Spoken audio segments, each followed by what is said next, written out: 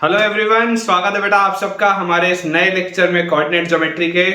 और बेटा जैसा आपको याद होगा कि आज स्ट्रेट लाइंस का लास्ट लेक्चर है। थ्योरेटिकली हमने सब कुछ कंप्लीट कर लिया है और आज बेटा पूरे लेक्चर में सिर्फ और सिर्फ सवालों की प्रैक्टिस चलेगी। तो आज का लेक्चर हो सकता है ऑलमोस्ट 2 घंटे का लेक्चर हो या हो सकता है पौने 2 घंटे का लेक्चर हो। तो आज के लेक्चर में बेटा आपको बहुत सारे सवालों की प्रैक्टिस होगी और मुझे पूरी उम्मीद है कि आपको आज का लेक्चर बहुत पसंद आएगा और आपको बहुत ज्यादा फायदा भी पहुंचाएगा। तो ठीक है बेटा, स्टार्ट करते हैं अपना आज का लेक्चर। लेकिन आज का लेक्चर चालू करने के पहले आप में से जितने भी बच्चों ने अभी तक हमारे टेलीग्राम चैनल को बेटा ज्वाइन नहीं किया है, आप सबसे ये मेरा एक हम्बल रिक्वेस्ट है कि आप हमारे टेलीग्राम चैनल से जुड़िए। उसका बेटा ज्वाइनिंग लिंक आपको नीचे डिस्क्रिप्शन बॉक्स पे दिख रहा होगा और उसे ज्वाइन करने से आपको 2 एडवांटेज है। पहला एडवांटेज बच्चों ये है कि क्योंकि एक दिन में मल्टीपल लेक्चर्स पोस्ट होते हैं तो कई बार बच्चे का कोई ना कोई लेक्चर छूट जाता है या मिस हो जाता है। तो उस चीज से बचने के लिए ज्यादा बेटर तरीका होता है कि आप हमारे टेलीग्राम चैनल से जुड़िए, ताकि आपको हमेशा इस बात की जानकारी हो कि कब एक नया लेक्चर पोस्ट हुआ है और आप आराम से उसे देखें और अपने सारे कंसेप्ट को क्लियर करें। और जो बच्चों second and most important advantage है वो ये है कि यहाँ पर तो मैं आपको बहुत सारे सवालों की प्रैक्टिस करवाऊंगा, लेकिन हमें अगर अपना सिलेक्शन इंश्योर करना है तो हमें और भी ज्यादा क्वेश्चंस के प्रैक्टिस करने की जरूरत है, जो अगेन आपको बेटा मिलते हैं आपके टेलीग्राम चैनल पे। तो जल्दी से ज्वाइन करें और अपने प्रिपरेशन को नेक्स्ट लेवल पर लेकर जाएं। और बेटा इसके साथ साथ अगर आप डिस्क्रिप्शन बॉक्स देख रहे होंगे तो आपको ये बात भी दिखाई दे रही होगी कि वहां पर एक यूट्यूब चैनल का भी लिंक है। तो मैं आप सबको बता दूं कि ये मेरा पर्सनल यूट्यूब चैनल है और उसका पर्पस सिर्फ ये है कि आपके जेई की जर्नी में बेटा कई बार उतार चढ़ाव लगे रहते हैं और कई बार बेटा इस तरीके की चीजें होती हैं कि हम थोड़ा सा डीमोरलाइज हो जाते हैं। तो आपको मोटिवेटेड रखने के लिए, आपको इंस्पायर्ड रखने के लिए और आपको चार्ज्ड अप रखने के लिए वो चैनल है जिसमें कि सिर्फ एंड सिर्फ बेटा मोटिवेशनल कंटेंट होगा, अच्छे वीडियोस होंगे, ताकि आप एक पॉजिटिव माइंडसेट के साथ अपनी प्रिपरेशन कर पाए। तो अगर आप सब चाहें तो आप उस चैनल को भी सब्सक्राइब कर सकते हैं। चलिए आज का बेटा अपन अपना लेक्चर स्टार्ट करते हैं। लेकिन आज का लेक्चर स्टार्ट करने के पहले आप में से अगर किसी भी बच्चे को फायदा हो रहा होगा तो जल्दी से वीडियो को बेटा लाइक कर दीजिए। हमारे पास सवाल बच्चों लिखा हुआ है क्योंकि आज हम सारी वैरायटी के क्वेश्चंस करेंगे। तो चलिए सबसे पहले मैं आपको 1-2 सवाल होमोजेनाइजेशन के ही कराता हूं क्योंकि हमारा लास्ट टॉपिक वही था। क्वेश्चन बच्चों लिखा है show that all the chords of the curve show that all the chords of the curve 3x square minus y square minus 2x plus 4y equal to 0। ठीक है, 3x square minus y square minus 2x plus 4y equal to 0 subtending right angles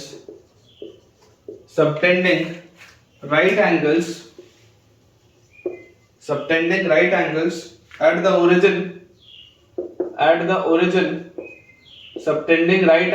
the origin pass through a fixed point।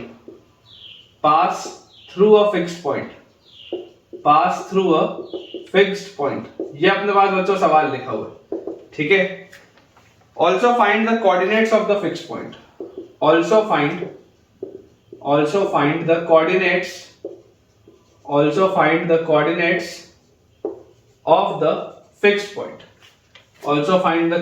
of the fixed point। ठीक है क्या, ये बेटा अपने पास देखो सवाल लिखा हुआ है। देखते हैं, अप्रोच समझते हैं। होमोजेनाइजेशन का सिंपल सा सवाल है कि show that all the chords of the curve 3x square minus y square minus 2x plus 4y equal to 0। Clearly आपको दिख रहा है एक बेटा ये जो अपने पास सेकंड डिग्री का जनरल कर्व दिया हुआ है, subtending right angles at the origin. अब आपके पास बोला जा रहा है कि आपको राइट एंगल बेटा बनाने ओरिजिन पे। ठीक है क्या, आपको बेटा बोला जा रहा है कि अगर आपके पास इस तरीके का कर्व है और कोई भी कॉर्ड जो इस राइट एंगल को बना रही होगी, कोई भी कॉर्ड जो बेटा इस राइट एंगल को बना रही होगी या 90 डिग्री का एंगल बना रही होगी, आपको ये बोला जा रहा है show that all the chords of the curve. तो आप बेटा कोई भी कॉर्ड का इक्वेशन मान लीजिए, कॉर्ड का बेटा आप इक्वेशन मान लीजिए, लेट अस से ax plus by plus c equal to 0। Chord का अपन इक्वेशन मान सकते हैं ax plus B Y plus C equal to 0, कोई भी जनरल कॉर्ड। तो show that all the chords of the curve, curve का हमारे पास इक्वेशन क्या है बेटा, कर्व हमारे पास दिया हुआ है 3x square minus Y square minus 2x plus 4y equal to 0। 3x square minus Y square minus 2x plus 4y equal to 0 subtending right angles at the origin, जो ओरिजिन पर राइट एंगल सबटेंड करते हैं। ठीक है, तो अगर बेटा ये वाला जो कॉर्ड है, अगर मैं आपको बोलता हूं कि ये वाला कॉर्ड ओरिजिन पर राइट एंगल सबटेंड कर रहा है, तो यार ये वाले कॉर्ड से बेटा आप क्या बोल सकते हैं, आप यहां से थोड़ा ध्यान से सोच के देखिए कि आपको बच्चों यहाँ पे दिखाई देगा कि हमें इसमें क्या करना होता है, राइट साइड में बनाना होता है 1। तो हम इसको बोलेंगे कि यार इसको आप लिखो ax plus B Y divided by minus C is equal to 1, क्योंकि ये माइनस सी इधर जाता और ये घूम के इधर आता तो ये प्लस सी हो जाता, या ये प्लस सी उधर जाता तो माइनस सी, और डिवाइड आप करते हैं तो ये चीज अपने पास आती। अब अगर मैं इससे इसको होमोजेनाइज करूं, तो होमोजेनाइज करने पर या अपन ऐसा करते हैं, अपन बेटा या तो ऐसा करते हैं, देखो अभी आपके पास यहाँ पर 3 वेरिएबल दिख रहे हैं। ठीक है, आपको अभी यहाँ पर 3 वेरिएबल दिख रहे हैं, ऑल्दो ये सॉल्व हो जाएगा बिना उसके भी। चलो ऐसे ही करते हैं, चलो देखते हैं, ऐसे ही इसको एक बार करके देखते हैं। जैसे आप इसको बच्चों यहाँ से सॉल्व करेंगे, आपके पास देखो क्या आ जाएगा, होमोजेनाइज करने पे, मतलब अगर किसी को बेटा 3 वेरिएबल में डर लग रहा हो कि सर आपने तो a b c 3 चीजें ले ली, तो आप इसको y equal to mx plus c का भी फॉर्म दे सकते हैं, कोई दिक्कत की बात नहीं है। ठीक है, अभी देखिएगा सॉल्व करेंगे आ जाएगा इससे भी। जैसे हम इसको होमोजेनाइज करें, हमको दिखता है 3x square minus Y square, और ये जो माइनस 2x प्लस 4y है, ये बच्चों जो माइनस 2x प्लस 4y है, इसका मल्टीप्लीकेशन किससे होगा, 1 से होता है इसका मल्टीप्लीकेशन। और 1 क्या है, 1 है हमारे पास ax plus B Y divided by minus C, this is equal to 0। ये हमारे पास दिया हुआ है ax plus B Y divided by minus C, this is equal to 0। जरा इसको बच्चों अगर हम थोड़ा सा सॉल्व करके देखें, ये माइनस सी इधर मल्टीप्लाई कर देते हैं तो अपने पास आ जाता है माइनस 3c x स्क्वायर, और माइनस सी इसमें मल्टीप्लाई कर दे तो प्लस सी वाई स्क्वायर। ठीक है, और माइनस सी इसके नीचे तो ऑलरेडी मौजूद है तो वो हटा दो। अब ये जो ax जब इससे मल्टीप्लाई होगा तो माइनस 2ax स्क्वायर, फिर ये ax जब इससे मल्टीप्लाई होगा तो प्लस 4axy, ये अपने पास आ जाएगा। फिर by इससे मल्टीप्लाई होगा तो माइनस 2bxy, और ये जो by इससे मल्टीप्लाई होगा तो आपके पास आएगा plus 4by square, this is equal to 0। ठीक है क्या, ये अपने पास आ जाएगा बच्चों, ये वाली चीज अपने पास आ जाएगी। और इसके नीचे का ये बेसिकली ये पूरे के नीचे ही माइनस सी है ना, तो ये एलसीएम मैंने ले लिया, बाकी माइनस सी आप उस साइड कर दो। अब बेटा मुझे एक चीज पता है कि जो ये होमोजेनाइज्ड इक्वेशन होता है, ये बेसिकली आपका पेयर ऑफ लीनियर इक्वेशन है। इस होमोजेनाइज्ड इक्वेशन में हम इस बात को जानते हैं कि आपका ये वाला अगर एंगल 90 डिग्री होगा तो coefficient of x square plus coefficient of y square, इसकी वैल्यू 0 होनी चाहिए होमोजेनाइज्ड इक्वेशन में। करके देख लो, देखो x स्क्वायर का कोफिशिएंट आता है यहां से माइनस 3c, फिर x स्क्वायर का कोफिशिएंट हमारे पास आता है माइनस 2a, और हमारे पास आता है कि x स्क्वायर का कोफिशिएंट और नहीं आता, y स्क्वायर का कोफिशिएंट आता है प्लस c, और y स्क्वायर का कोफिशिएंट यहां से आता है प्लस 4b। इसकी वैल्यू हमारे पास आ रही है 0। तो अगर बच्चों इसकी वैल्यू हमारे पास 0 आ रही है तो बेसिकली हमारे पास क्या आ गया, minus 2c minus 2a plus 4b is equal to 0। ये अपने पास चीज आ जाती है। या यहां से इसको देखो मैं क्या लिख सकता हूं, this can be written as a plus c is equal to 2b। इसको आप ऐसा लिख सकते हैं, देख लीजिए 2 का बेटा अगर आप फैक्टर कट कर दो और उधर ले जाओ तो a plus c will be equal to 2b, ऐसा हम लिख सकते हैं। और पूरे में से बच्चों अगर आप b को या b से अगर आप डिवाइड कर दें तो आपके पास आ जाएगा a by b plus c by b is equal to 2, ये चीज आ जाती है अपने पास। अब मुझे ये देखना है कि यार अगर ये मेरे पास कंडीशन आ रही है तो मुझे क्या दिया हुआ था, मुझे तो यार ये लिखा हुआ था। अपन ऐसा करते हैं, अपन बेटा ऐसा करते हैं, ये वाली कंडीशन यहां से नहीं लिखते, ये जो a plus c is equal to 2b अपने पास आ रहा है ना, a plus c is equal to 2b, तो यहां से अपन लिख लेते हैं। देखो c को आप क्या लिख सकते हो, c can be written as 2b minus a, ऐसा इसको लिख लो। ठीक है, c को आप लिख लो 2b माइनस a और इसको आप इस इक्वेशन में डाल दो।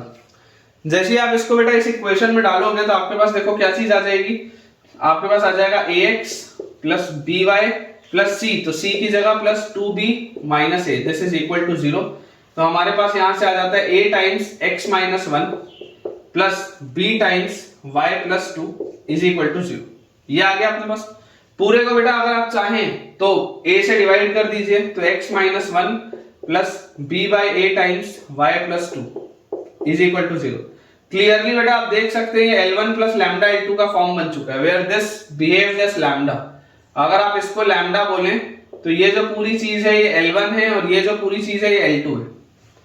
ठीक है ना। आपको देखो क्या बोला जा रहा था, show that all the chords of the curve, ये जो सारी कॉर्ड्स है ना, basically this is your chord, तो show that all the chords of the curve subtending right angle at the origin pass through a fix point. आपको ये prove करने की एक फिक्स पॉइंट से पास होते हैं।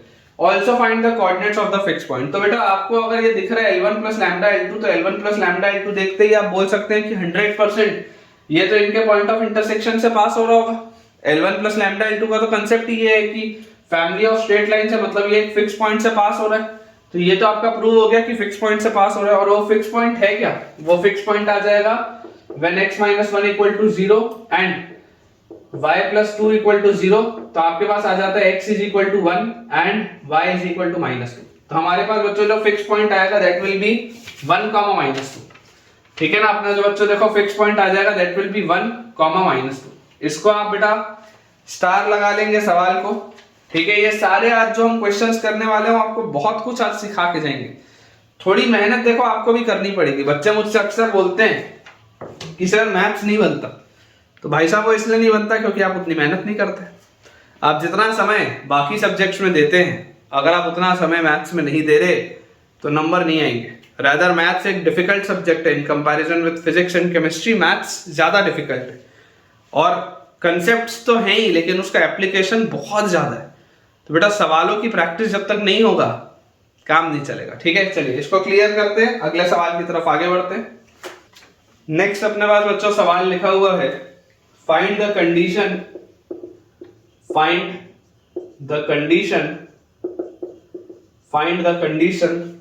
under which ax cube plus bx square y ax cube plus bx square y plus cxy square ax cube plus bx square y plus cxy square plus dy cube equal to 0 represent three lines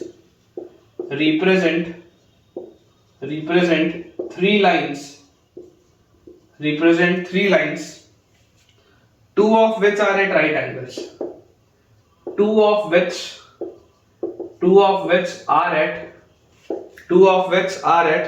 right angles। ठीक है, ये अपने पास बच्चों लिखा हुआ है। Find the condition under which, ये जो है ये तीन लाइंस को रिप्रेजेंट करें, तीन स्ट्रेट लाइंस को, two of which are at right angles. ठीक है, ये अपने पास बेटा सवाल दिया हुआ है। अब देखिए समझने का बेटा प्रयास करें कि अगर ये आपका स्ट्रेट लाइन को रिप्रेजेंट करता है तो एक बात तो आपको 100% क्लियर है कि यार ये पूरा का पूरा ओरिजिन को सेटिस्फाई कर रहा है। अगर बेटा ये पूरा का पूरा ओरिजिन को सेटिस्फाई कर रहा है तो इसको देखो मैं ऐसा लिख लूं क्या, dy cube plus c x y square plus b x square y, उल्टा लिख रहा हूं ऐसे, और plus a x cube is equal to 0। और इस पूरे को मैं, क्योंकि ये ओरिजिन से पास होता हुआ आपको दिखाई देता है, ये जो पूरी की पूरी चीज है बेटा ये आपको ओरिजिन से पास होती हुई दिखाई देती है, क्योंकि 0,0 satisfies this, 0,0 satisfy the above equation, 0,0 satisfy the above equation। तो क्योंकि बेटा ये इसको सेटिस्फाई करता है, हमको यहां पर देखो क्या समझ में आता है बेटा, हमको ये समझ में आता है कि अगर आपको इस तरीके से ये तीन लाइंस बनानी है, late us say y equal to m1x, y equal to m2x and y equal to m3x। अगर हमको ये तीन लाइंस बनानी है y equal to m1x, y equal to m2x and y equal to m3x, तो तरीका क्या होगा, तरीका ये होगा कि यार अगर मैं इस पूरे इक्वेशन को बोलता हूं कि x क्यूब से डिवाइड कर देते हैं, तो अपने पास आ जाएगा d y बाय x का whole cube plus c x y, x नहीं आएगा, प्लस c into y by x का होल स्क्वायर और plus b into y by x, पूरे को मैंने x क्यूब से डिवाइड किया, प्लस a इक्वल टू 0। और यहां से आप y बाय x को m डाल सकते हैं, तो this will be dm cube plus c m square plus b M plus a equal to 0। ये आ जाता है अपने पास।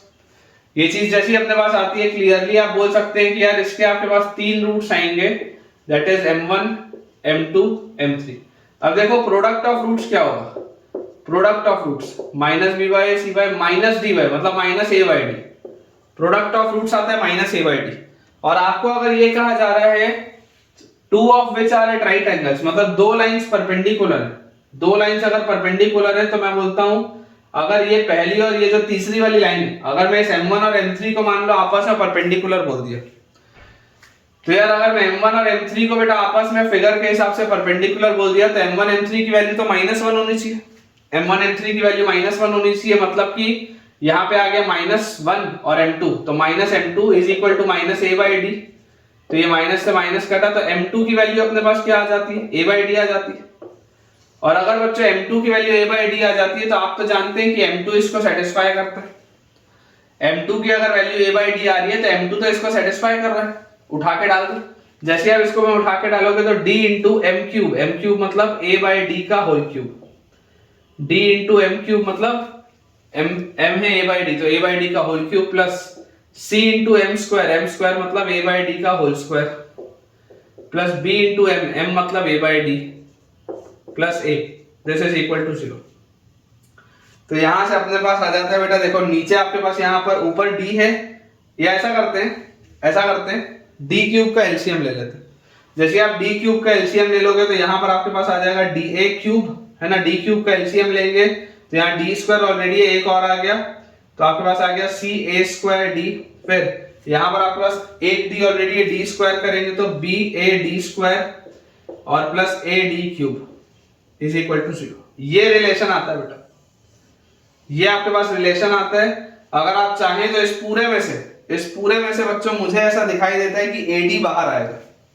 अगर मैं AD को पूरे में से बाहर निकाल लूं, देखो इस पूरे के नीचे क्या था, इस पूरे के नीचे था D क्यूब, इस पूरे के नीचे था D क्यूब, उसको तो आप राइट साइड में भेज दो, बेकार हो गया। अब अगर मैं इस पूरे में से मैं आपको बेटा ये बोलता हूं कि यार AD अगर मैं बाहर निकाल लूं तो अंदर मेरे पास बचेगा a स्क्वायर, फिर AD बाहर निकलेगा तो अंदर यहाँ पे बचेगा प्लस AC, फिर यहाँ से AD बाहर निकलेगा तो प्लस BD, और फिर यहाँ से AD बाहर निकलेगा तो plus D square, this is equal to 0।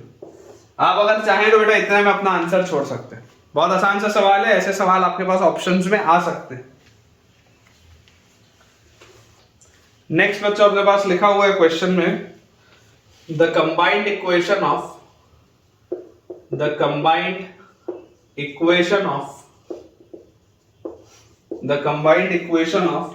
straight lines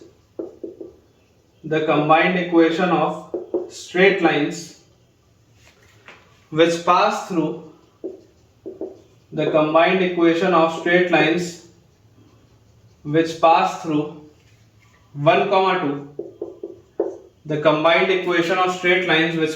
1, 2 and perpendicular to the line pair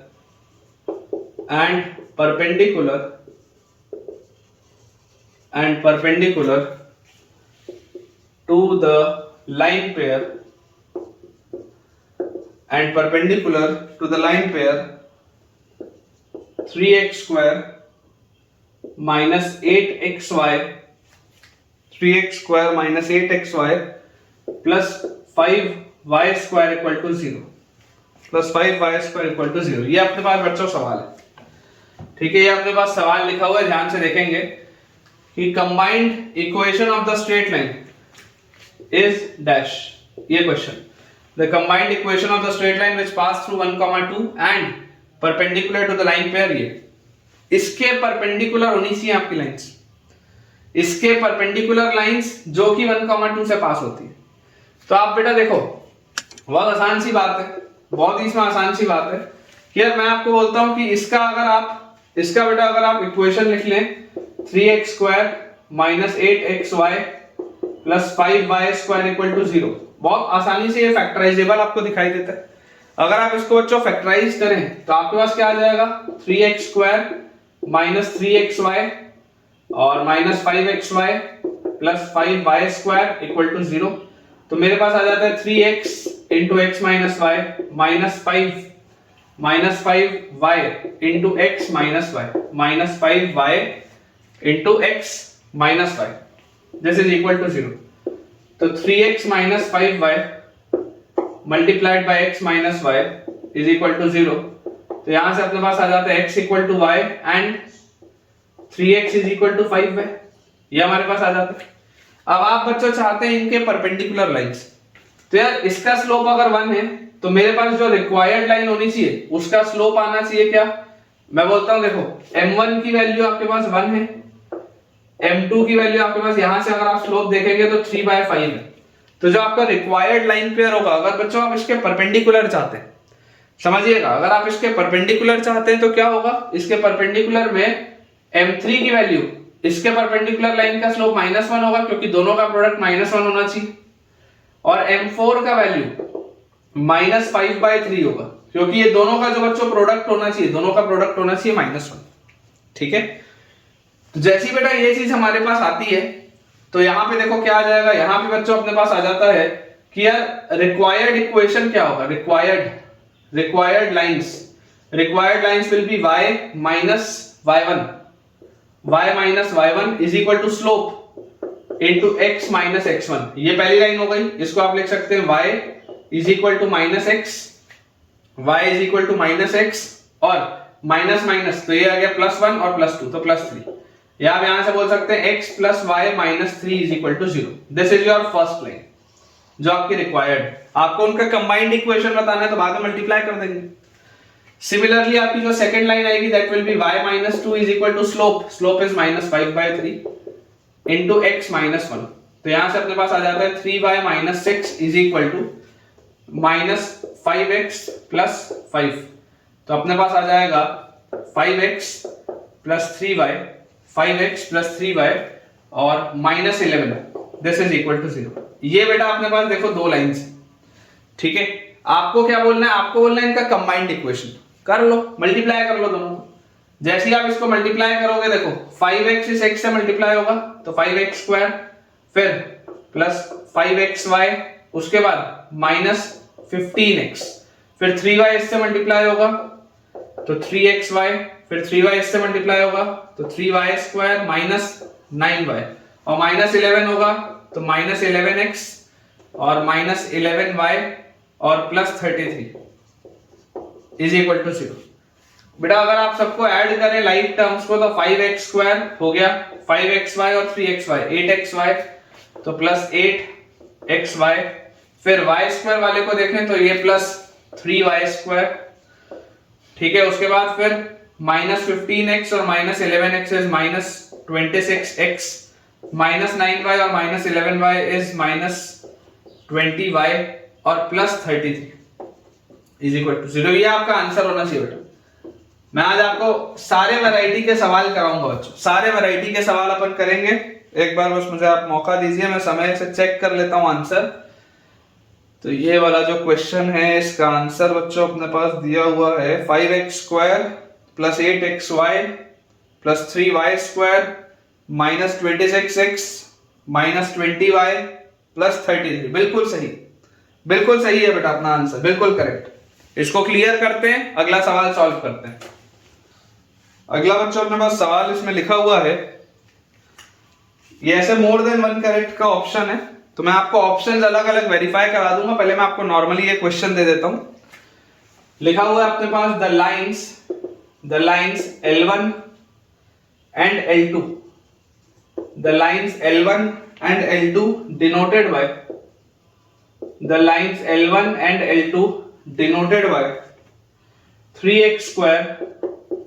3x square plus 10xy, 3x square plus 10xy plus 8y square, 3x square plus 10xy plus 8y square plus 14x plus 22y plus 15 is equal to 0, plus 14x plus 22y plus 15 equal to 0 intersect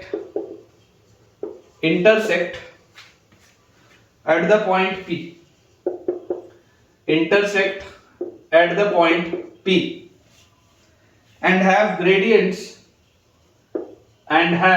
gradients, gradient का बच्चों मतलब slope होता है, तो and have gradients m1 and m2, m1 and m2 respectively, and have gradients m1 and m2 respectively. The acute angle between them is theta. The acute angle between them is theta. तो इसके बाद लिखा हुआ है question, which of the following options hold true. तो मैं आपको यहां पे लिख देता हूं वेरीफाई लिख देता हूं, अपन ये चारों चीजें निकाल लेते हैं। बेसिकली ये जो मेरे पास बेटा क्वेश्चन दिया है ये मोर देन वन करेक्ट है, तो इसमें 4 ऑप्शंस थे और इसका आंसर ABCD था, मतलब इसके चारों ही ऑप्शन सही थे। तो मैं आपको वेरीफाई के लिए इसको दे देता हूं।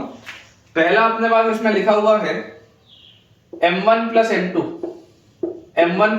की वैल्यू अपने पास दी हुई है -5/4।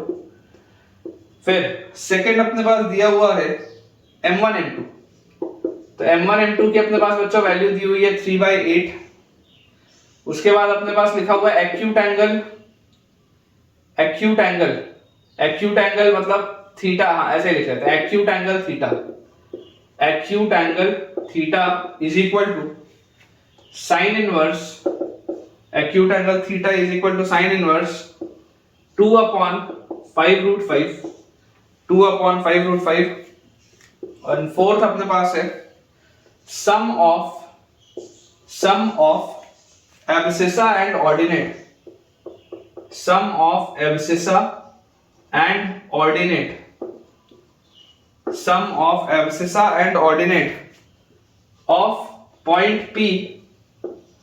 of point P is -1. Sum of abscissa and ordinate of point P is -1। ये अपने पास बच्चों सवाल है। चलिए ध्यान से इसको बच्चों अपन देखते हैं क्या लिखा हुआ अपने पास। The lines L1 and L2 denoted by, ये आपके पास एक कंबाइंड लाइन पेयर दिया हुआ है। पहले तो लिख लेते हैं 3x² plus 10xy plus 8y² plus 14x plus 22y plus 15 equal to 0 intersect at a point P and have the gradients m1 and m2। अब बच्चों आप इस बात को देखो, समझने की कोशिश करो कि आप ये बात जानते हैं कि यार ये जो हिस्सा होता है, ये वाला हिस्सा आपका एंगल डिटरमाइन करता है। समझिएगा, ये वाला बच्चों जो हिस्सा होता है, एंगल जो दो लाइंस के बीच का होगा वो यही वाला हिस्सा डिटरमाइन करता है। बाद की सारी चीजें सिर्फ और सिर्फ इसलिए आती हैं क्योंकि इसका इंटरसेक्शन ओरिजिन पे नहीं हो रहा, तो ओरिजिन शिफ्टिंग का कंसेप्ट है। अदरवाइज अगर इसका इंटरसेक्शन ओरिजिन पे हो रहा होता तो ये वाला हिस्सा गायब हो जाता और ओरिजिन पे इसका इंटरसेक्शन हमारे पास आता, तो ये पूरी चीज होमोजेनाइज्ड होती मतलब कि पूरी की पूरी चीज सेकंड डिग्री की होमोजेनस इक्वेशन होती। पढ़ाई आपने, तो मैं आपको बेटा ये बोलता हूं कि आप ऐसा करो, इसको अगर आप ब्रेक करोगे तो यार ये 3 और 8 24 का प्रोडक्ट है, ब्रेक होता हुआ मुझे दिखता है। मैं अगर सिर्फ इतने हिस्से को फैक्टराइज करूं तो मेरे पास आएगा 3x² plus 6xy plus 4xy plus 8y²। तो यार यहां से 3x कॉमन, अंदर मेरे पास आता है x प्लस 2y और यहां से मेरे पास 4y कॉमन, अंदर आता है x प्लस 2y। तो ये आ जाता है 3x प्लस 4y और बाद की चीज आ जाती है x प्लस 2y। तो बेसिकली जो अपने पास पूरा इक्वेशन होगा that will B of the form 3x plus 4y plus a multiplied by x plus 2y plus b। ये अपने पास बच्चों पूरी चीज आती है। अगर आप चाहें तो इंडिविजुअली a और b की वैल्यू निकाल सकते हैं, मैंने आपको ये करना सिखाया है। जबरदस्त वाली ये टेक्निक थी, याद करिए, पिछले लेक्चर में मैंने ये कवर किया है। अब अगर बेटा ये चीज मुझे समझ में आती है तो यार मुझे देखो स्लोप आता हुआ क्या दिख रहा है, m1 की वैल्यू मुझे आती हुई दिख रही है यहां से। अगर मैं यहां से m1 की बेटा वैल्यू देखूं तो m1 की वैल्यू मुझे आती हुई दिख रही है -3/4, इसका स्लोप आता हुआ दिख रहा है -3/4। और यहां से m2 की वैल्यू आती हुई क्या दिख रही है, m2 की वैल्यू आती हुई दिख रही है -1/2। m1 की वैल्यू हमको आती हुई दिख रही है -3/4 एंड m2 की वैल्यू हमको आती हुई दिख रही है -1/2। और मैंने आपको कह दिया कि बताइए जरा m1 प्लस m2 क्या होगा, तो m1 प्लस m2 होगा -3/4 और इसको एलसीएम ले लोगे तो -2/4, तो आगे क्या -5/4। ये चीज तो हो गई वेरीफाई।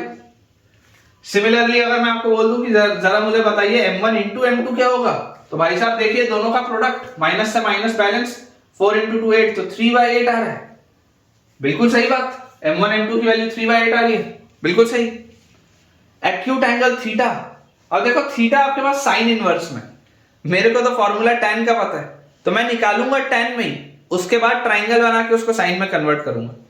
इसका मतलब क्या है, इसका मतलब आपके पास लिखा हुआ है बेसिकली दिस इंप्लाइज कि sin theta is equal to 2/5√5, ये इसका मतलब होता है। साइन इनवर्स में अगर ये लिखा हुआ है तो ये साइन इनवर्स आप उधर लेके जाएंगे तो आपके पास आ जाएगा sin थीटा बराबर 2/5√5। तो मैं आपको बोलता हूं मेरे को sin थीटा तो निकालना नहीं आता, मेरे को क्या निकालना आता है, मेरे को तो tan थीटा आता है निकालना। तो हम पहले tan थीटा निकालते हैं, और tan थीटा निकालने के बाद हम क्या करेंगे, ट्राइंगल बनाएंगे और उस ट्राइंगल में sin थीटा इवेल्युएट करेंगे। तो यार हमको पता है कि tan थीटा बराबर क्या होता है, देखो tan थीटा बराबर मॉड ऑफ 2√ओवर h square minus ab। h क्या होगा, h की वैल्यू होगी 5, तो h स्क्वायर विल बी 25, तो h square minus ab, a है 3 b है 8, तो ab is 24, h square minus ab upon a plus b मतलब कि 8 प्लस 3 इज 11। ठीक है, तो यहां से बेटा आपके पास आ जाता है दिस इज 2/11, बेसिकली बच्चों दिस इज 2/11 tan थीटा की वैल्यू। तो अगर हम एक छोटा सा ट्राइंगल बना लें और इस छोटे से ट्राइंगल में देखें कि यार अगर ये एंगल थीटा है तो tan थीटा है 2/11, तो यार ये अगर 2 है तो ये 11 है। ठीक है, ये अगर 2 है तो ये 11 है, तो बेसिकली ये क्या आएगा, ये आपके पास आ जाएगा अंडर रूट ऑफ 4 प्लस 121, तो 4 प्लस 121 इज 125, दिस इज 125। तो यार यहां से मेरे पास sin थीटा की वैल्यू क्या आ जाती है, यहां से बच्चों अगर आप ध्यान से देखेंगे तो यहां से हमारे पास आता है sin theta is equal to 2 by under root of 125, और अंडर रूट ऑफ 125 मतलब 25 इंटू 5, 25 का 5 बाहर, तो 2/5√5। यार ये तो ये भी सही आ गया, तीसरा ऑप्शन भी वेरीफाई हो गया। और उसके बाद बोला जा रहा है sum of the abscissa and ordinate of point P is -1। अब यार इसमें देखो फंस गया सवाल, कैसे फंस गया, इसमें आपको a और b निकालना पड़ेगा, इसमें आपको a और b निकालना पड़ेगा। तो अपन ऐसा करते हैं बेटा, ये जो फालतू की चीजें अपन अभी तक सॉल्व करके निकाले इसको मिटा देते हैं, और एक्चुअल में बेटा a और b अपन आइडेंटिफाई करते हैं, और a और b आइडेंटिफाई करने के बाद फिर अपन उसको सॉल्व करके इक्वेशंस को सॉल्व करके एब्सिस और ऑर्डिनेट निकाल लेते हैं, कोई बड़ी बात नहीं। तो देखिए आपको बच्चों यहां से दिखाई दे रहा होगा कि अगर मैं बात करूं x के कोफिशिएंट की, तो x का कोफिशिएंट मुझे दिखता है 14, तो 14 की वैल्यू किसके बराबर होनी चाहिए, x के कोफिशिएंट की, मतलब ये वाला 3x जब b से मल्टीप्लाई होगा तो 3b मिलेगा x का कोफिशिएंट, और बच्चों ये वाला a जब x से मल्टीप्लाई होगा तो a मिलेगा, यही आएगा टोटल आपके पास x का कोफिशिएंट, और तो आ नहीं सकता।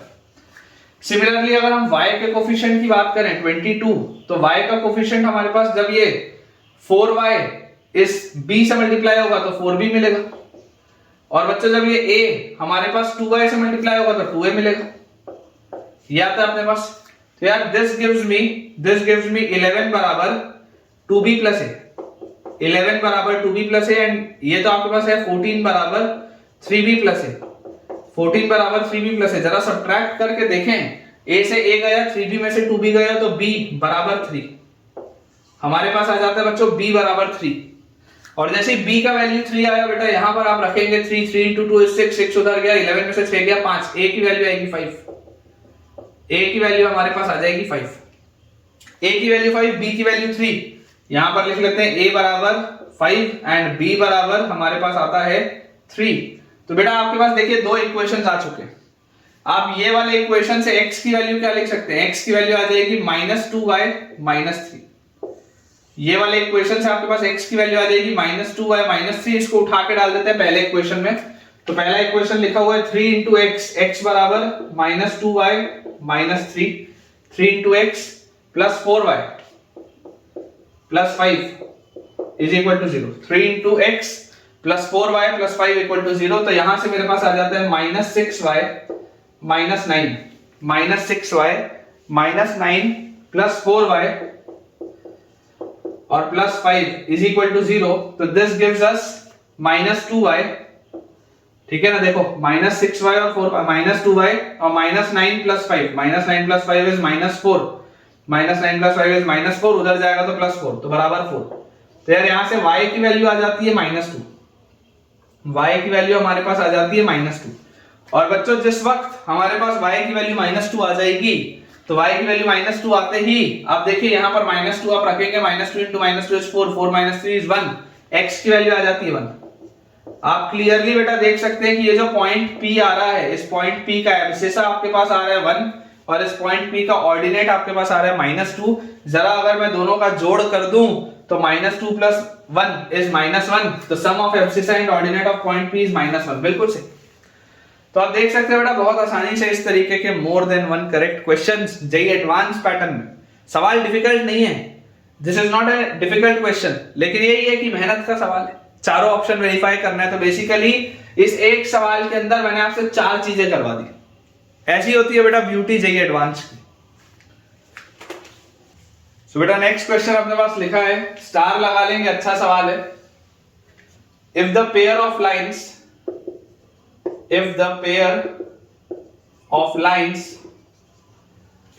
of lines ax square plus twice of a plus bxy, ax square plus twice of a plus bxy plus by square equal to 0 lie along the diameters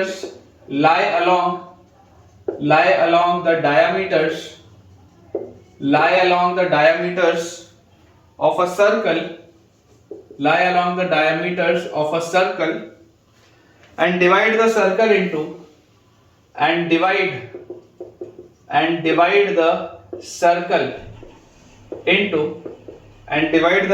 into four sectors such that and divide the circle into 4 sectors such that the area of one of the sectors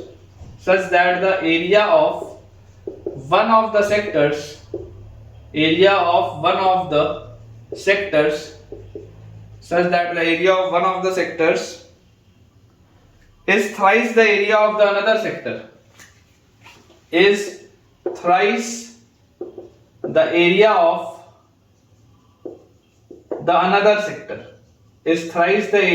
another sector, ठीक है, ये अपने पास दिया हुआ है। Find a condition in a and b, question है find a condition in a and b. अगर ये चीज हो रही है तो ए और बी में आपको बच्चों एक कंडीशन आइडेंटिफाई करनी है। अप्रोच कैसा रहेगा, देखिए फिगर आपको क्या बोलता है, फिगर आपको बेटा बोलता है कि अगर मेरे पास एक सर्कल है तो इस सर्कल के अंदर हमारे पास ये 2 लाइंस बनी हुई है, इस सर्कल के अंदर हमारे पास ये 2 लाइंस बनी हुई है। लेट अस से this is line L1 and this is line L2। अब इनका जो कंबाइंड बच्चों लाइन पेयर हमारे पास दिया हुआ है that is ax square plus twice of a plus bxy plus by square equal to 0 if the pair of lines lie along the diameters of a circle। अब आप बच्चों सोचिए कि अगर ये डायमीटर है तो डायमीटर का मीटिंग पॉइंट क्या होता है, centre of the circle. Diameter का मीटिंग पॉइंट होता है सेंटर ऑफ द सर्कल, और आप क्लियरली देख पा रहे हैं कि ये जो दोनों लाइन पेयर है ये ओरिजिन से पास होता है, क्योंकि 0,0 इसको सेटिस्फाई करेगा, मतलब कि ये ओरिजिन से आपको पास होता हुआ भी दिखाई पड़ता है, इसका centre origin. lie along the diameter of the circle and divide the circle into 4 sectors। आप क्लियरली देख सकते हैं आपको 4 अलग अलग सेक्टर दिख रहे हैं।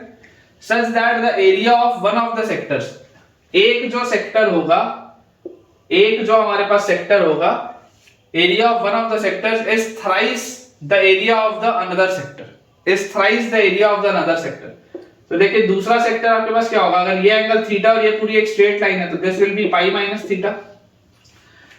अब बच्चों जो समझने वाली बात आपके लिए क्या है कि अगर ये आपकी लाइन L1 है, ये अगर आपकी लाइन L1 है तो इस लाइन L1 में एक थीटा एंगल वाला है और एक पाई माइनस थीटा एंगल वाला है, एंड ऑटोमेटिकली आप जानते हैं कि अगर ये एंगल थीटा है तो इसके वर्टिकली अपोजिट ये एंगल भी थीटा होगा, अगर ये पाई माइनस थीटा है तो इसके वर्टिकली अपोजिट ये भी पाई माइनस थीटा होगा।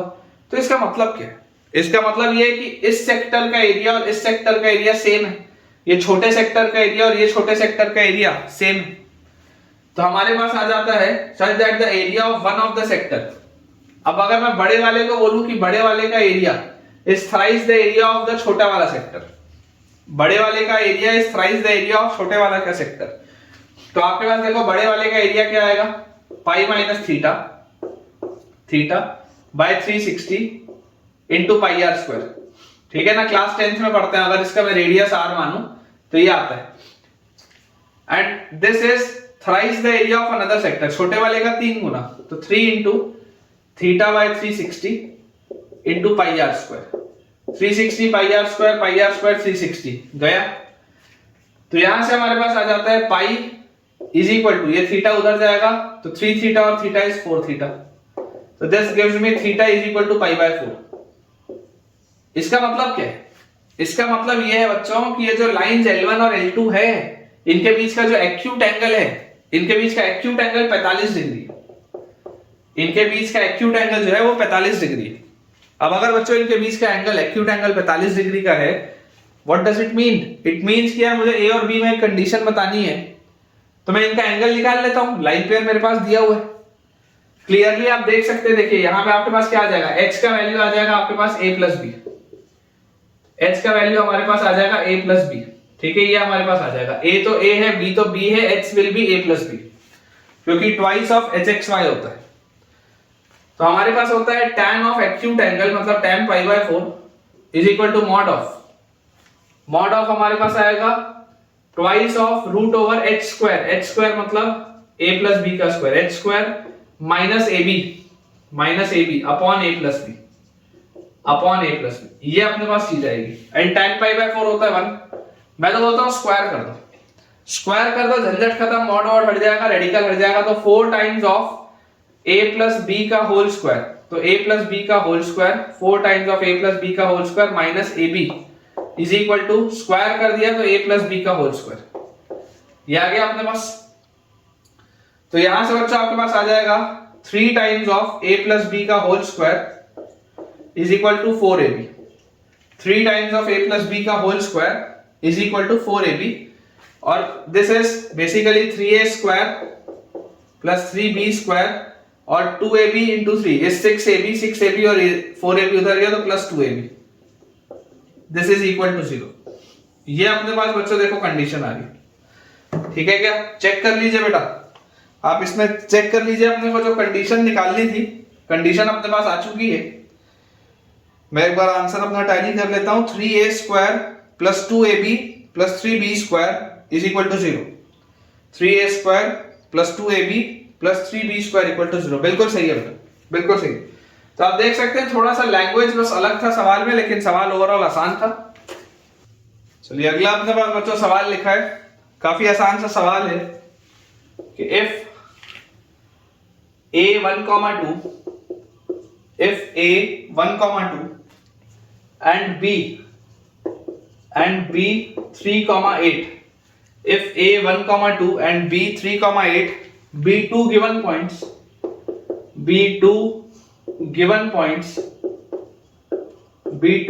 points, find a point p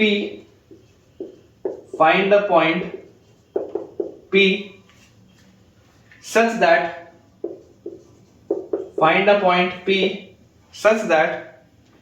mod of PA is equal to mod of PB, and area of triangle PAB is equal to 10, ठीक है क्या, ये अपने पास सवाल है, बहुत आसान सा सवाल है, वेरी बेसिक क्वेश्चन, लेकिन जैसा मैंने आपको बोला है कि अपन मैक्सिमम कंसेप्ट रिवाइज करेंगे। और ऐसा अगर बेटा मुझे लगा कि बहुत ज्यादा लेंथी हो जाएगा लेक्चर, तो अपन फिर क्या करेंगे, अपन इसको थोड़ा सा शॉर्ट रख के एक भले वीडियो और रख लेंगे, क्योंकि मुझे ऐसा आसान लग रहा है कि मेरे पास जितने सवाल हैं, मैं 3 घंटा लग जाएगा इसको रिकॉर्ड करते करते। ठीक है, तो चलिए सॉल्व इसको करते हैं, लगेगा तो एक अपन लेक्चर और ले आएंगे और इसको 1.5 घंटे में एंड कर देंगे, देखते हैं। तो अपने पास बच्चों यहां से लिखा हुआ है कि वर्टेक्स ए और वर्टेक्स बी हमारे पास 2 पॉइंट्स हैं, such that PA and PB का लेंथ इक्वल है और एरिया ऑफ ट्राइंगल PAB 10 है। तो अपन ऐसा करते हैं, पॉइंट P के बच्चों आप कोऑर्डिनेट्स मान लो, लेट अस से x, y। पॉइंट B के आप कोऑर्डिनेट्स मान लो x, y। तो अगर पॉइंट P के कोऑर्डिनेट x, y हैं तो PA और PB मतलब root of PA is x minus 1 का स्क्वायर प्लस y माइनस 2 का square. PA is x minus 1 का स्क्वायर प्लस y माइनस 2 का square and PB is root over x minus 3 का square plus y minus 8 का square. x minus 3 का square plus y minus 8 का square. ठीक है, ये अपने पास लिखा हुआ है। अगर हम इसको बच्चों स्क्वायर करें तो स्क्वायर करते ही हमारे पास आ जाता है x square minus 2x plus 1 plus y square minus 4y plus 4 is equal to x square minus 2x plus 1 plus y square minus 4y plus 4 is equal to x square minus 6x plus 9 plus y square minus 16y plus 64। तो बच्चों ध्यान से देखेंगे, x square y square x square y square, यार ये तो cancel out हो गया। और क्या किया जा रहा है, और कुछ कट रहा है क्या यहाँ से? तो देखिए बेटा ध्यान से, ये माइनस 6x अगर उधर आएगा तो 6x माइनस 2x, ये आ गया 4x। फिर माइनस 16y इधर जाएगा तो 16y माइनस 4y, ये अपने पास आ गया 12y। उसके बाद यहां पर बच्चों मुझे यहां पर दिखाई देता है कि 9 और 64 होता है 73 और यहां पर है 4 और 1 5, तो 5 minus 73 will be minus 68। This is equal to 0 and clearly बच्चों पूरे में 4 का फैक्टर कॉमन है, तो आप यहां से लिख सकते हैं x प्लस 3y और माइनस 4 का अगर मैं इसमें से फैक्टर हटा दूं तो 17 इज इक्वल टू 0। यह आ गया अपने पास एक रिलेशन x और y में। सिमिलरली बच्चों हमारे पास दिया हुआ area of triangle PAB is 10, तो एरिया ऑफ ट्राइंगल PAB मतलब half into modulus of determinant of x y 1 1 2 1 3 8 1, ये अपने पास चीज लिखी हुई एंड इस पूरे की वैल्यू है हमारे पास 10, तो 2 into 10 is 20। तो आपके पास देखिए x into 2 minus 8 is minus 6, फिर minus y into 1 minus 3 is minus 2 and plus 1 into 8 minus 6, तो 8 minus 6 बच्चों जैसे आप करेंगे तो आपके पास आ जाएगा 2। दिस इज इक्वल टू, ये 20 हो जाएगा और मॉड हटाओगे तो प्लस माइनस 20, ये अपने पास बेटा चीज आती है। तो अगर ये अपने पास चीज आती है तो यहां से ये आ जाएगा minus 6x plus 2y plus 2 is equal to 20, एक बार प्लस के साथ, या minus 6x plus 2y plus 2 is equal to minus 20, एक बार माइनस के साथ।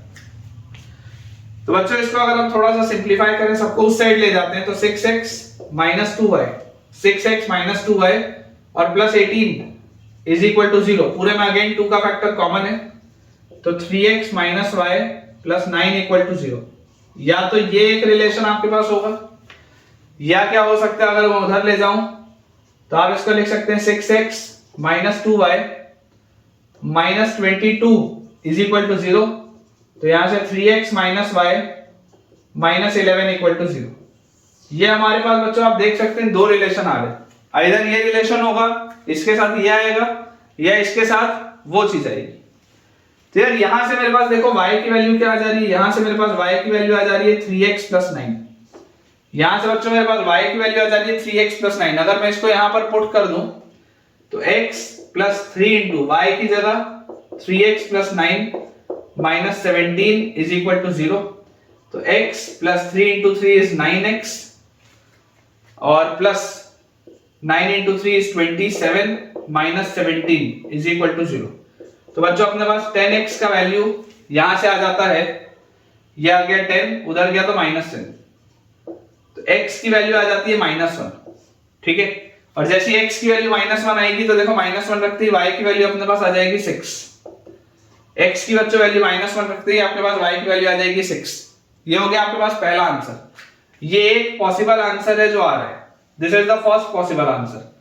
सेकंड पॉसिबल आंसर अगर आप देखेंगे तो यहां से आपके पास y की वैल्यू क्या आएगी, y की वैल्यू आपके पास आ जाएगी 3x माइनस 11, अब अगर 3x माइनस 11 आएगी तो जरा सोच के देखिए, अगर बच्चों आप यहाँ पर y की जगह 3x माइनस 11 रखते तो x प्लस 3 इंटू y की जगह 3x माइनस 11 और माइनस 17 इज इक्वल टू 0। तो 3 इंटू 3 9x और हमारे पास यहां से आ जाएगा प्लस x, तो 10x और 3 into minus 11 is minus 33 minus 17 is equal to 0। तो यहां से बेटा आपके पास रिजल्ट आ जाता है, दिस इज माइनस 50 उधर गया तो x की वैल्यू आ जाएगी 5, और अगर x की वैल्यू 5 आएगी तो 5 into 3 15 minus 11 is y is equal to 4। ये आता है बेटा आपके पास, चेक कर लीजिए, ये अपने पास रिलेशन आ जाता है। तो जो फाइनल आंसर अपने पास आएगा बेटा, दो पॉसिबल कोऑर्डिनेट्स अपने पास आ जाएंगे, एक है -1,6 बिल्कुल सही है, -1,6 और दूसरा है 5,4 बिल्कुल सही है बेटा, 5,4 भी बिल्कुल एक्यूरेट है। नेक्स्ट अपने पास बच्चों जो सवाल लिखा हुआ है उसमें दिया है कि if P and Q are the lengths of perpendiculars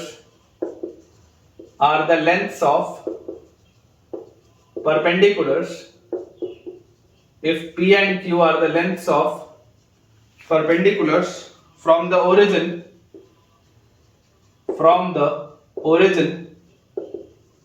if P and Q are the lengths of the perpendiculars from the origin to the lines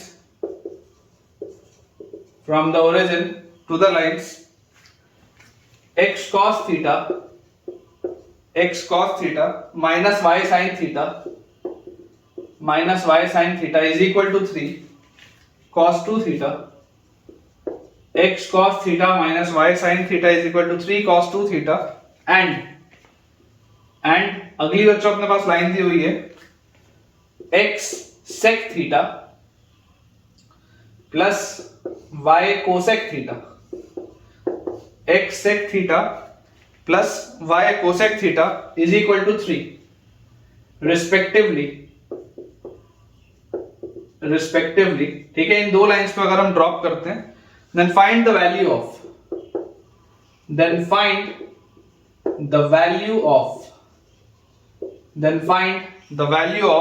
p square plus 4q square, ठीक है। ये अपने पास बच्चों सवाल, if P and Q are the lengths of the perpendiculars from the origin, आपने origin से पहली वाली लाइन पे जब परपेंडिकुलर डाला तो P की वैल्यू क्या आएगी, जैसे आप ओरिजिन से इस पे परपेंडिकुलर डालेंगे तो आपके पास आ जाएगा 0 cos theta minus 0 sin theta minus 3 cos 2 theta, 0 cos theta minus 0 sin theta minus 3 cos 2 theta upon आपके पास आ जाएगा under root of cos square theta plus sin square theta, under root of cos square theta plus sin square theta. इसकी value हमारे पास दी हुई है p, तो अब इसमें मॉड लगा सकते हैं क्योंकि हमेशा एक पॉजिटिव क्वांटिटी होनी चाहिए। cos square plus sin square 1 होता है, 1 का रूट 1 होता है, तो p की वैल्यू हमारे पास आ जाती है mod of 3 cos 2 theta. Basically minus sine को तो मॉड एडजस्ट कर लेगा, तो मॉड ऑफ 3 cos 2 थीटा ये आ जाता है p। वैसे ही बेटा अगर हम बात करें q की, तो q में हमारे पास क्या आ जाएगा, q will be mod of origin से अगर बेटा आप इसमें परपेंडिकुलर डालेंगे तो 0 sec theta plus 0 cosec theta minus 3 upon under root of sec square theta plus cosec square theta का मॉड, ठीक है। 0 sec theta plus 0 cosec theta minus 3 divided by under root of sec square theta plus cosec square theta, ये चीज अपने पास लिखी। तो यहां से बेटा आपके पास देखो q की वैल्यू क्या आ जाएगी, q will be mod of, देखेंगे ध्यान से देखिए 3 और अपॉन नीचे देखो sec को आप लिखो 1 बाय cos, cosec को लिखा 1 by sin, sin square plus cos square 1 by sin square cos square, root में से बाहर आएगा तो sin cos, तो इसको आप लिख सकते हो यहां पे 3 sin थीटा cos थीटा, ऐसा इसको आप लिख सकते हो बेटा डायरेक्टली। सोच के देखो, sec को लिखेंगे 1 बाय cos, cosec को लिखेंगे 1 बाय sin, एलसीएम लेंगे sin square plus cos square, ये 1 नीचे आएगा sin square cos square, root के बाहर sin cos, घूम के ऊपर जाएगा तो 3 के साथ आ जाएगा sin cos।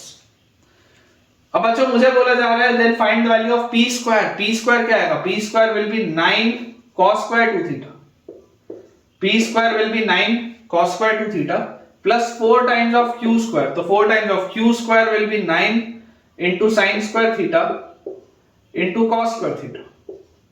तो यार यहां से मेरे पास आ जाता है 9 cos square 2 theta plus 9 बाहर 4 sin square theta cos square theta is sin 2 theta का होल स्क्वायर, तो sin square 2 theta.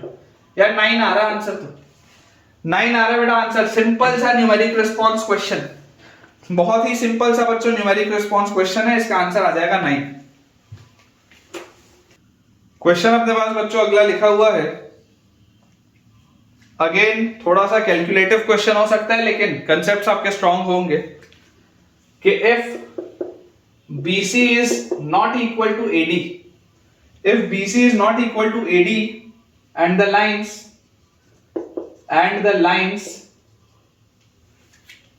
तीन बच्चों अपने पास लाइंस दी हुई हैं, sin 3 theta into x, sin 3 theta into x plus ay plus b, sin 3 theta into x plus ay plus b equal to 0, cos 2 theta into x plus cy plus d equal to 0 and 2x plus a plus 2c y, 2x plus a plus 2c y plus b plus 2d is equal to 0 are concurrent and the lines ये are concurrent.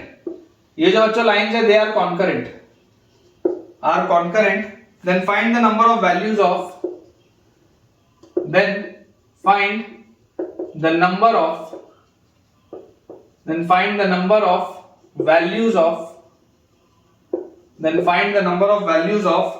theta in close bracket 0 से 2 pi. Then find the number of values of theta in close bracket 0 से 2 pi. ये अपने पास बेटा सवाल है. तो देखिए बेटा सिंपल सा बेसिकली ये सवाल है, सिर्फ आपको कॉन्करेंसी का इसमें चेक लगाना है. तो अपने को कॉन्करेंसी में देखो कंडीशन क्या पता होती है बेटा, determinant of sin 3 theta into a और ये b, फिर cos 2 थीटा c d और उसके बाद 2 a plus 2c b plus 2d का डिटर्मिनेंट इज इक्वल टू 0. सिर्फ अपने को ये वाली चीज करनी होती है. तो यार इसको अगर मैं ओपन अप करूं तो मेरे पास आ जाएगा sin 3 theta multiplied by bc plus 2cd, bc plus 2cd और minus ad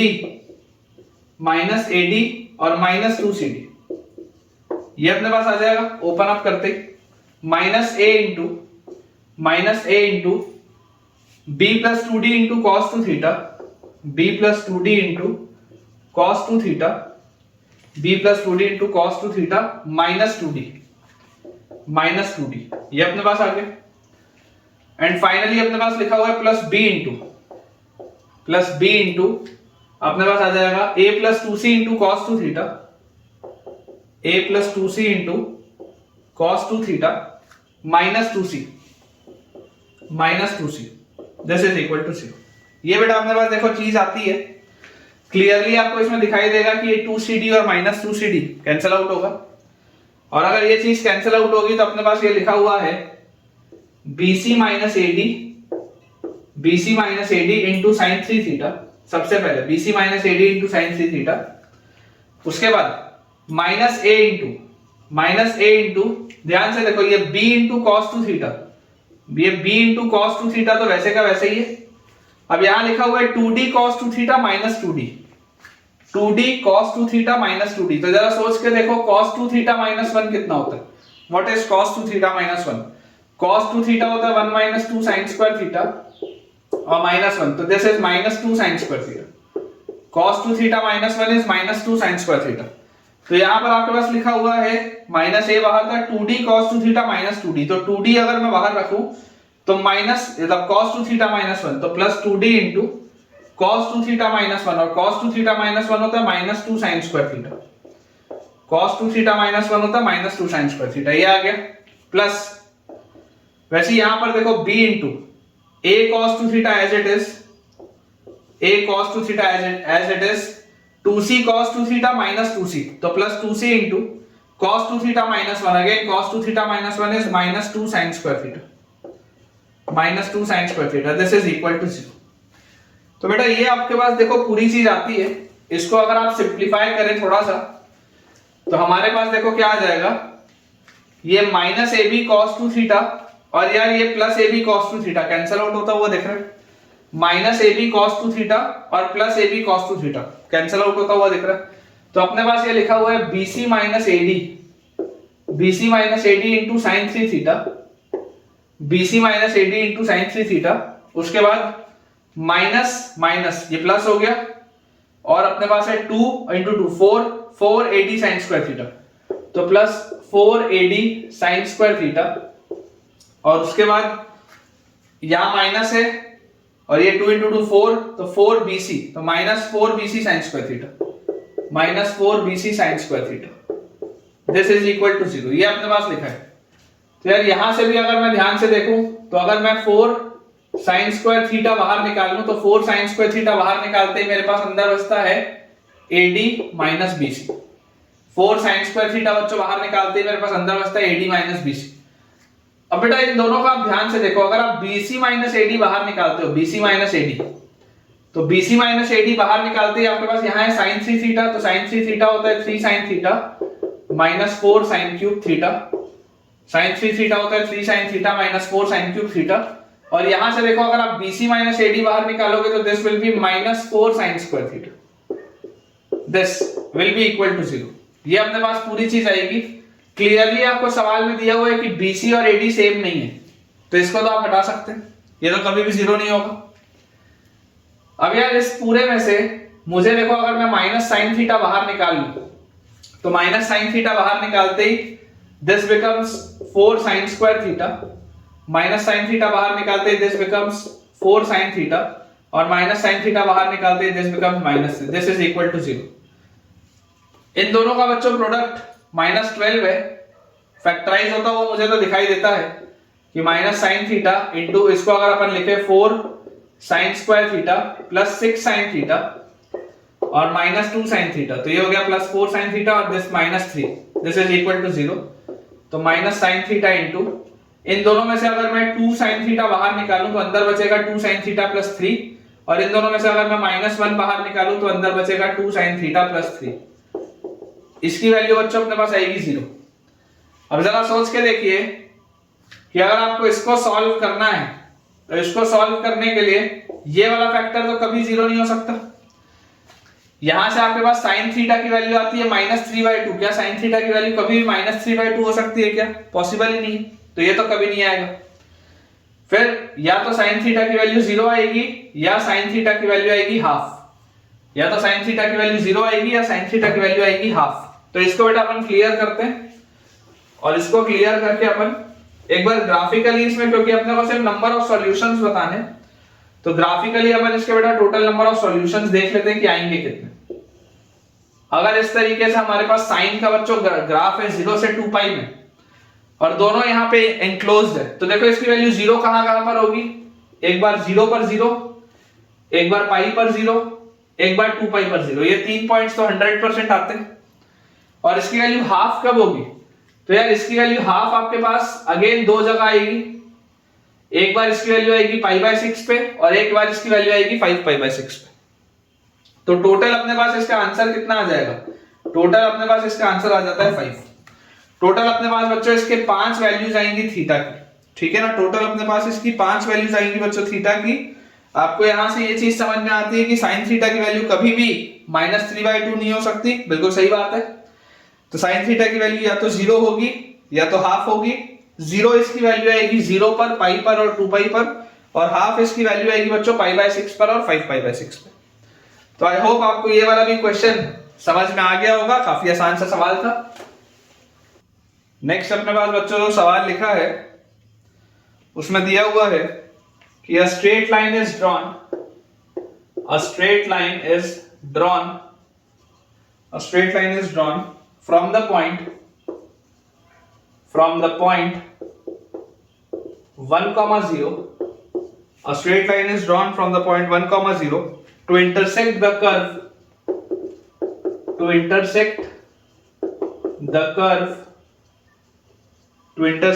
curve x square plus y square plus 6x minus 10y plus 1 equal to 0. X square plus y square plus 6x minus 10y plus 1 equal to 0, such that the intercept made by it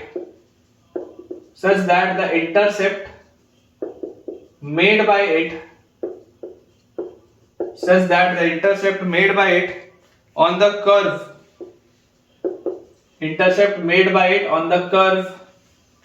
subtend a right angle at the origin. Subtend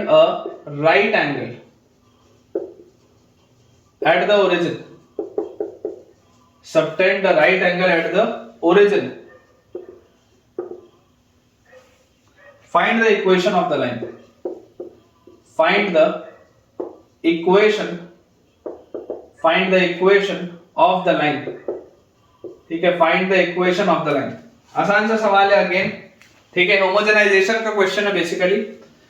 मुझे याद नहीं है कि यार ये मैंने आपको पहले कराया है या नहीं, दोबारा करा देते हैं, कोई बात नहीं। लिखा हुआ है अपने पास, a straight line is drawn from the point 1, 0 to intersect the curve this. इस कर्व को इंटरसेक्ट करने के लिए आपने एक स्ट्रेट लाइन बनाई। तो यार हमको देखो क्या चीज पता है, हमको बेटा इसमें ये बात पता है कि यार आपके पास एक इस तरीके से कर्व दिया हुआ है, फ्यूचर में आप देखेंगे कि बेसिकली एक सर्कल है और आपने एक पॉइंट बनाई, आपने एक लाइन बनाई, ठीक है, and it is drawn from the point 1, 0। ये जो लाइन है this is drawn from the point 1, 0, मतलब ये 1, 0 से पास होता है और इस कर्व पर ये इंटरसेक्ट होता है, such that the intercept made by it on the curve subtend a right angle at the origin. ये इस पर राइट एंगल सबटेंड करता है। Find the equation of the line. तो आप इसका लाइन का स्लोप मान लीजिए m, let the slope of the line be m। अब अगर बच्चों मैं इसका स्लोप m मान लूं तो स्लोप m मानते ही मुझे क्या मिल जाएगा, स्ट्रेट लाइन का equation will be y minus y1 is equal to slope into x minus x1। ये अपने पास आ जाएगी लाइन।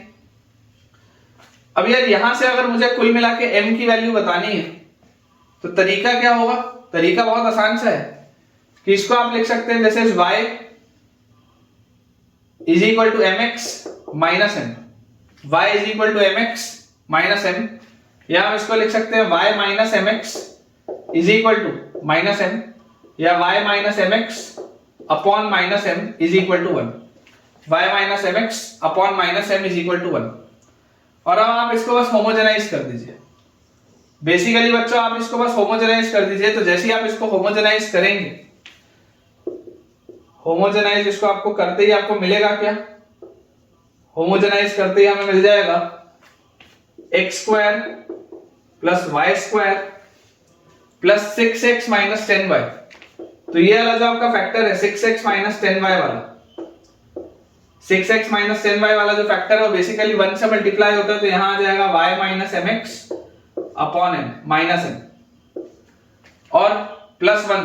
तो प्लस 1 मतलब प्लस आपके पास आ जाएगा y minus mx constant term के साथ 1 का स्क्वायर मल्टीप्लाई होता है, दिस इज इक्वल टू 0। ये अपने पास बच्चों चीज लिखी हुई है, ठीक है ना। 6x और 10y के साथ 1 मल्टीप्लाई होगा और 1 के साथ 1 का स्क्वायर मल्टीप्लाई होगा।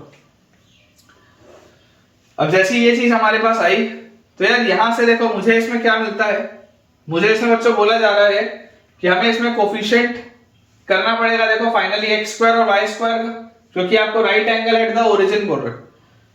तो यार यहां से आप देखो, आप बेटा इसको अगर थोड़ा सा सिंप्लीफाई करें तो आपके पास ये लिखा हुआ है, यहां पर आपके पास नीचे क्या आएगा, यहां पर आपके पास नीचे m स्क्वायर आएगा। अगर मैं इस पूरी चीज को या ऐसा करते हैं नॉर्मली, चलो सॉल्व करते हैं। x स्क्वायर का कोफिशिएंट क्या आ रहा है, x स्क्वायर का कोफिशिएंट यहाँ पे 1 है, फिर यहां पर आपके पास x स्क्वायर का कोफिशिएंट क्या आएगा, तो जब आप ये 6 को इस माइनस m से मल्टीप्लाई करेंगे तो minus 6m bye minus m, तो ये आ जाएगा प्लस 6, तो यहां से आएगा आपके पास प्लस 6 x स्क्वायर में, इसमें तो और x स्क्वायर नहीं आएगा कहीं, और यहां से आपके पास आएगा ऊपर से m स्क्वायर x स्क्वायर और नीचे भी m स्क्वायर, तो प्लस 1 एक्स स्क्वायर का तो यही है कोफिशिएंट, और वाई स्क्वायर के बच्चों अगर हम कोफिशिएंट की बात करें, this is the coefficient of x square. Y square के अगर बेटा मैं कोफिशिएंट की बात करूं तो यहां पर वाई स्क्वायर का कोफिशिएंट है 1, फिर वाई स्क्वायर का कोफिशिएंट यहां पर कब आएगा, जब ये -10 इस y से मल्टीप्लाई होगा, तो -10 into 1 इज -10 by -m, तो +10 by m, +10 by m, और यहां से आपके पास y स्क्वायर का कोफिशिएंट आएगा 1 by m स्क्वायर, तो +1 by m स्क्वायर। इसकी वैल्यू बेसिकली 0 होनी चाहिए। ये आपका y स्क्वायर का कोफिशिएंट है और ये x स्क्वायर का कोफिशिएंट है। फिर ये अपने पास क्या आ रहा है 1, और ये 9 + 10 by m + 1 by m square is equal to 0। पूरे को अगर मैं m स्क्वायर से मल्टीप्लाई कर दूं तो 9m square + 10m + 1 is equal to 0, तो 9m square + 9m + m + 1 is equal to 0, तो 9m into m + 1 और +1 into m + 1 is equal to 0। m की वैल्यू बच्चों अपने पास आती है -1/9 एंड m की वैल्यू आती है -1। अगर मैं इसको यहां पर पुट कर दूं तो मेरे पास फाइनल आंसर आ जाएगा y is equal to -1/9 into x - 1 और y is equal to -1 into x - 1। ये दो आंसर आएंगे बेटा, ठीक है। मुझे याद नहीं है कि ये सवाल मैंने पहले आपको कराया या नहीं कराया होमोजेनाइजेशन में, इसलिए मैंने आपको बता दिया। स्लोप की वैल्यू आपके पास आती है -1, या बच्चों स्लोप की वैल्यू आपके पास आ जाती है -1/9, बिल्कुल सही है। तो यहां से आप देखिए इक्वेशन ऑफ लाइन आपके पास आ जाएगा x + y is equal to 1, ठीक है। ये इसको आप सॉल्व करेंगे ना तो आपके पास आ जाएगा x + y is equal to 1, और इसको बेटा अगर आप सॉल्व करेंगे तो आपके पास आ जाएगा x + 9y is equal to 1, x + 9y equal to 1, ठीक है। ये अपने पास आंसर आ जाएगा, नोट कर लीजिए इसको आप अच्छे से। चलिए बेटा एक अपन सवाल और करते हैं, मुझे नहीं तो लग रहा है आज का लेक्चर शायद ज्यादा लंबा हो जाए, तो अपन एक लेक्चर और डेडिकेट कर देंगे क्वेश्चन प्रैक्टिस पे, उसके बाद फिर सर्कल स्टार्ट करेंगे। और मैं आप सबको बता दूं यार कि थोड़ा सा बेटा हेक्टिक चलता है कई बार शेड्यूल, तो लेक्चर्स थोड़े से उतने फ्रीक्वेंसी में नहीं आ पाते।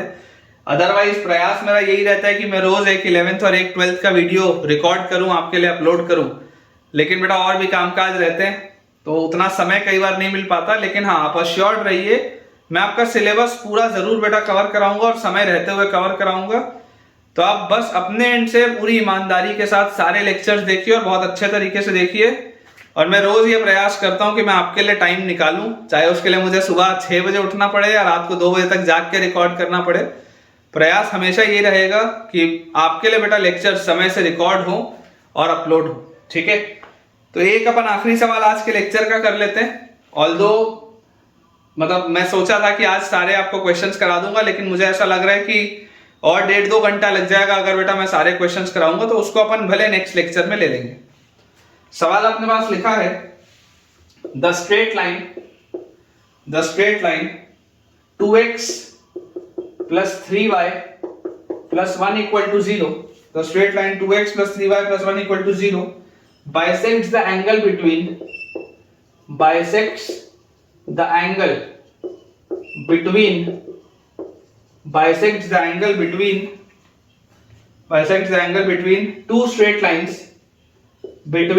two straight lines, one of which bisects the angle between two straight lines, one of which is 3x + 2y + 4 = 0, one of which is 3x + 2y + 4 = 0. Find the equation of the other line. Find the equation of the other line. Find the equation of the other line. ठीक है, ये अपने पास बच्चों आज का सवाल है, other straight line, ठीक है।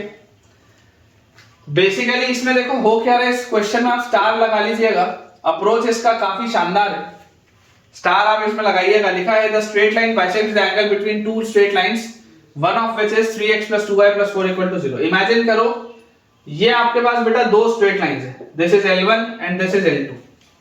ये हमारे पास दो स्ट्रेट लाइंस है, इसमें से आपके पास एक लाइन दी हुई है 3x + 2y + 4 = 0। एक लाइन आपके पास दी है 3x + 2y + 4 = 0, और आपको ये कहा जा रहा है कि ये जो दोनों लाइंस थी उनकी कोई एक एंगल बाइसेक्टर, कोई एक, एक्यूट ऑब्ट्यूज की बात नहीं हो रही, कोई एक, वो ये वाली भी हो सकती है या ये वाली भी हो सकती है, इनकी कोई एक एंगल बाइसेक्टर है, that is 2x plus 3y plus 1 equal to 0, ये बोला जा रहा है। दोबारा पढ़ता हूं, the straight line 2x plus 3y plus 1 equal to 0, ये वाली line bisects the angle between the two straight lines, इन दोनों स्ट्रेट लाइंस के बीच का जो एंगल है वो इसको बाइसेक्ट करती है, मतलब कि ये छोटा एंगल और ये छोटा एंगल बराबर होगा। इनमें से एक लाइन है 3x plus 2y plus 4 equal to 0, तो दूसरी लाइन क्या होगी आपको इसका इक्वेशन बताना है। कुल मिला के बेटा ये अपने पास सवाल है। अब आप इसमें अप्रोच बच्चों समझने का कोशिश करें कि आप अगर इसको जाएंगे एंगल बाइसेक्टर से तो आपका सवाल फंस जाएगा। स्टार इसलिए लगाया हूं क्योंकि अप्रोच आपका एंगल बाइसेक्टर नहीं है। जरूरी नहीं होता कि आप सिर्फ एंगल बाइसेक्टर देखें और आप एंगल बाइसेक्टर से निकल जाएं। आप अगर इसमें एंगल बाइसेक्टर का डायरेक्ट फॉर्मूला लगाएंगे गड़बड़ हो जाएगा, बहुत मेहनत लगेगा। आ तो जाएगा आंसर लेकिन बहुत मेहनत लगेगा, क्योंकि आपको नहीं पता ना कि एंगल बाइसेक्टर एक्यूट वाला है ऑब्ट्यूज वाला है। आप प्लस के साथ केस बनाओगे, माइनस के साथ केस बनाओगे, बहुत सारी मेहनत करोगे, क्या मतलब है। मैं आपको सबसे सटीक इसका तरीका बताता हूं। Go for family of straight lines, go for family of straight lines. Family of straight lines बोलने का मतलब कि ये जो लाइन L2 है, ये लाइन L2 100% इन दोनों के पॉइंट ऑफ इंटरसेक्शन से पास हो रही है, L1 के और ये वाले एंगल बाइसेक्टर के। देखिए डेरिवेशन पर जाइए, एंगल बाइसेक्टर का डेरिवेशन मैंने ऐसे ही किया था। Line L2 is passing through the point of intersection of L1 and ये, तो आप लाइन L2 को क्या लिख सकते हैं, line L2 can be L1 मतलब 3x plus 2y plus 4 L1 plus lambda into L2, L2 is 2x plus 3y plus 1 equal to 0। ये बेसिकली आपके पास इक्वेशन है, ठीक है क्या। 3x plus 2y plus 4 plus lambda times 2x plus 3y plus 1, ये अपने पास equation है। और अगर बच्चों ये हमारे पास इक्वेशन दिया हुआ है L1 और L2 का, if this is the equation of L1 and L2, मतलब L1 एंड ये वाली लाइन, तो L2 को आप फैमिली ऑफ स्ट्रेट लाइन से ऐसे लिख सकते हैं। इसको थोड़ा अगर मैं सिंपलीफाई करूं तो this will be x into 3 plus 2 lambda plus y into 2 plus 3 lambda plus 4 plus lambda is equal to 0, ठीक है ना। x into 3 plus 2 lambda plus y into 2 plus 3 lambda plus 4 plus lambda is equal to 0, ये अपने पास दिया हुआ है line. अब angle bisector का बेसिक जो बेटा रूल होता है वो क्या होता है कि इस पर एग्जिस्ट करने वाला कोई भी पॉइंट इनसे हमेशा सेम डिस्टेंस पर होता है। डेरिवेशन था ही यहां से कि एंगल बाइसेक्टर पर लाए करने वाला कोई भी पॉइंट हमेशा इक्विडिस्टेंट होता है बची हुई दोनों लाइन से। इट इज ऑलवेज इक्विडिस्टेंट, हमेशा। तो क्योंकि बेटा ये इससे हमेशा इक्विडिस्टेंट होता है, तो आप इसके ऊपर कोई भी एक पॉइंट अज्यूम कर लीजिए, कोई भी एक, जो आपकी इच्छा। आप जो भी पॉइंट मानेंगे आंसर हमेशा सेम ही आएगा। तो यार इस पे अगर देख लो, अगर मैं बेटा x की वैल्यू को मान लो बोल देता हूं 1, तो x की वैल्यू 1 बोलते ही y की वैल्यू मेरे पास कितनी आ जाएगी, ये आ जाएगा 2, तो 2 प्लस 1 3, उधर जाएगा तो -3, y की वैल्यू आ जाएगी -1। देख लो आप, x की वैल्यू 1 बोलते ही y की वैल्यू मेरे पास -1 आ जाएगी। तो आपने ये 1 को -1 इसके ऊपर अज्यूम कर लिया। आप कोई भी और पॉइंट ले सकते थे, कोई दिक्कत नहीं, क्योंकि आपको ये तो दिख रहा है 1 को -1 इस पर लाई करेगा, ऐसे इनफाइनाइट पॉइंट्स लाई करेंगे। तो मैं आपको बोलता हूं आप इस पॉइंट से दोनों पर परपेंडिकुलर ड्रॉप कर दो। लेट अस से this is your perpendicular P1 and this is your perpendicular P2, तो बेसिकली सेम होना चाहिए P1 और P2। तो P1 और P2 अगर सेम होना चाहिए तो यहां से आपके पास लैम्डा का वैल्यू निकल आएगा, सवाल सॉल्व हो जाएगा। अप्रोच देखो, अप्रोच बहुत शानदार है बेटा, इसमें मैं 1 स्टार और लगाता हूं। आप अगर डायरेक्टली एंगल बाइसेक्टर का इसमें फॉर्मूला लगाते तो आपके लिए सवाल फंसता। क्यों फंसता? क्योंकि आपको L2 को मानना पड़ता क्या, ax plus by plus c, और जब आप इसको मानते ax plus by plus c और उसके बाद जब आप इसमें एंगल बाइसेक्टर का फॉर्मूला लगाते, सवाल आपका बहुत आपको कष्ट देता बेटा, मेहनत करवाता आपसे। तो P1 plus P1 equal to P2 जैसे आप करेंगे तो 1 का -1 का इससे डिस्टेंस कितना है, तो इससे इसका डिस्टेंस आ जाएगा 3 into 1 और plus 2 into -1, 3 into 1 plus 2 into -1 plus 4 divided by under root of 3 square plus 2 square, तो under root of 9 plus 4, under root of 9 plus 4 ये अपने पास आ जाता। and this should be equal to, ठीक है, इसका मॉड आप लिख लो या ऐसे लिख लो, बात एक ही है, पॉजिटिव क्वांटिटी है। this should be equal to 1 -1 का इससे L2 से डिस्टेंस, तो इसका इससे डिस्टेंस कितना आ जाएगा, 1 जैसी रखोगे तो 3 plus 2 लैम्डा -1 जैसी रखोगे तो -2 -3 लैम्डा और +4 + lambda and divided by under root of हमारे पास क्या आ जाएगा 3 + 2 लैम्डा का होल स्क्वायर +2 + 3 लैम्डा का होल स्क्वायर, इसका मॉड ये अपने पास लिखा है basically.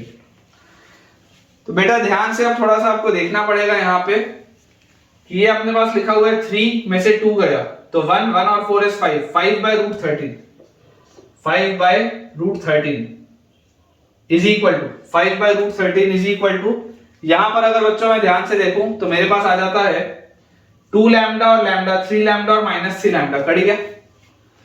3 + 4 7 - 2 again 5 under root of positive quantity है अंडर रूट ऑफ 3 + 2 लैम्डा का स्क्वायर +2 + 3 लैम्डा का स्क्वायर, ये अपने पास आता है।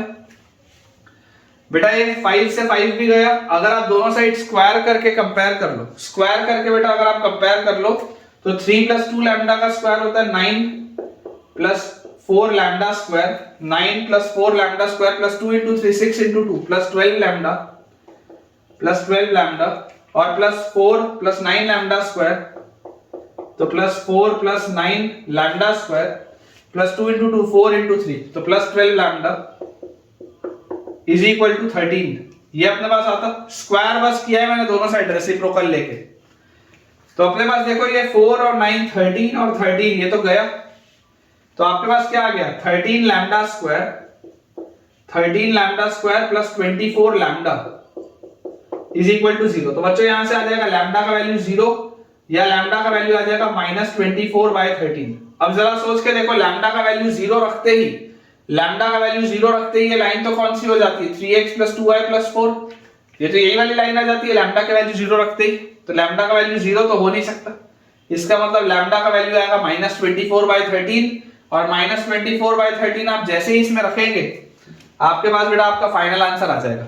अप्रोच मैं अगेन बोल रहा हूं, अप्रोच बेटा बहुत ही ज्यादा इंपॉर्टेंट है, ठीक है ना। अप्रोच बच्चों इसका बहुत ही ज्यादा इंपॉर्टेंट है। तो देखिए बेटा जैसे ही आप इसको सॉल्व करेंगे, ये तो अपन ने बिल्कुल सही निकाला है, बस वैल्यूज पुट करके आप देख लीजिए, तो x × 3 + 2 लैम्डा, तो 3 + 2 × लैम्डा इज -48/13, ठीक है, यहाँ पे अपने पास आ जाएगा -48/13।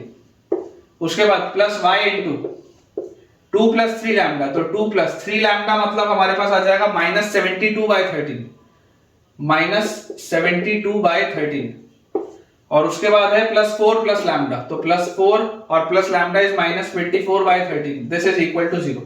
13 × 3 39 39 - 48 39 - 48 बच्चों आप जैसे करेंगे आपके पास आ जाएगा -9, ठीक है, 39 - 48 मतलब -9, तो -9x/13, फिर 13 × 2 is 26 26 - 72, this will be -46/13, तो -46/13, और यहाँ पे 13 × 4 is 52 52 - 24 is 28, तो +28/13, ठीक है। तो फाइनल आंसर बच्चों अपने पास जो आ रहा है that is 9x + 46y - 28 is equal to 0। 9x + 46y - 28 is equal to 0। थोड़ा सा खतरनाक सा आंसर है लेकिन बेटा बिल्कुल सही है, ठीक है। तो ठीक है बेटा, आज के लिए मैं जैसा आपको बोला था कि इसको लास्ट क्वेश्चन रखते हैं और एक लेक्चर अपन और डेडिकेट कर देंगे क्वेश्चन प्रैक्टिस पे, क्योंकि स्ट्रेट लाइंस ही आधार है जिसके दम पर आपको आगे का सर्कल्स, पैराबोला, एलिप्स, हाइपरबोला सब कुछ समझ में आए। और ऐसा भी हो सकता है कि हम पहले कोनिक सेक्शन ना करके पहले परम्यूटेशन एंड कॉम्बिनेशन कर लें। कुछ बच्चों का ऐसा रिक्वेस्ट आया है मेरे पास, आप क्या चाहते हैं आप मुझे कमेंट से बताइए कि सर्कल्स तो अभी हम पढ़ेंगे स्ट्रेट लाइन खत्म करके, लेकिन सर्कल के बाद आप परम्यूटेशन एंड कॉम्बिनेशन पढ़ना चाहते हैं या सर्कल के बाद आप पैराबोला, एलिप्स एंड हाइपरबोला पढ़ना चाहते हैं। जो भी आपको पढ़ना हो मुझे कमेंट से बताइए। आज का लेक्चर आपको कैसा लगा, फायदा हुआ या नहीं हुआ? जो भी फायदा हुआ अगेन कमेंट्स में शेयर करें, और अगर आपको वीडियो पसंद आया हो तो वीडियो को लाइक करें, चैनल को सब्सक्राइब करें और दोस्तों के साथ इस चैनल को मैक्सिमम बेटा रेफर करें ताकि उन सबकी पढ़ाई बहुत बढ़िया तरीके से हो पाए। Thank you.